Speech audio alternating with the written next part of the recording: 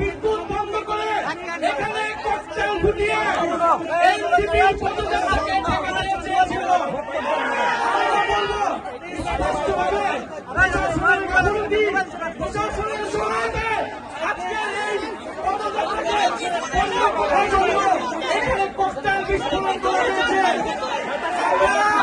এই সরকারকে, এই স্বরাষ্ট্রমন্ত্রীকে হুঁশিয়ারি করতে চাই, বলতে চাই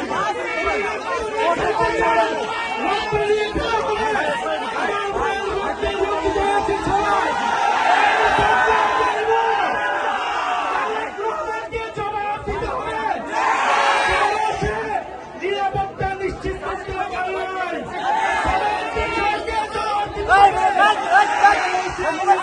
নিশ্চিত করতে পারে নাই। আপনারা করতে গুলি চালান, বোমাবাজি করুন, এনসিপির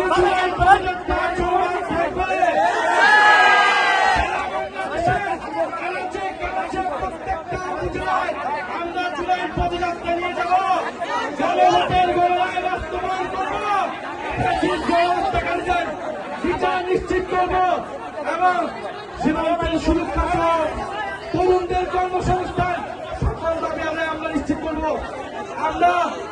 আমরা হুঁশিয়ারি দিতে চাই, এই সবার যারা দায়িত্বরত রয়েছে, পুলিশ প্রশাসন, ডিসি, কেন বিদ্যুৎ অফ হয়ে গেল, কিভাবে ককটেল বিস্ফোরণ হলো, এইখানকার এমপি সে কি করে, সে কি নিরাপত্তা নিশ্চিত করেছে এলাকাবাসী,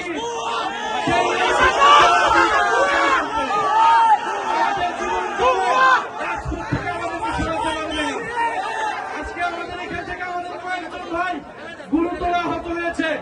আমরা এর বিচার চাই, যদি দ্রুত সময়ের মধ্যে বিচার নিশ্চিত না করা হয় তাহলে এখানকার স্থানীয় প্রশাসন এবং এমপি তাকে জবাবদিহিতার আওতায় আমরা এনসিপির পদযাত্রা চলমান থাকবে। যত ভয়, ভীতি, বোমাবাজি করতে সবকিছুকে উপেক্ষা করে আমাদের পদযাত্রা চলমান থাকবে এবং স্পষ্ট আজকের এই ককটেল বিস্ফোরণ, বোমা বিস্ফোরণ প্রশাসনের সহায়তায় হয়েছে। কেন বিদ্যুৎ বন্ধ করে দেওয়া হয়েছিল, বিদ্যুৎ বন্ধ করে দিয়েছিল, স্পষ্টভাবে আমাদেরকে খুন করার পরিকল্পনায় এখানে বোমা বিস্ফোরণ করা হয়েছে। বিচার চাই, কোন সন্ত্রাসীর ঠিকানা এই সাভারে হবে না।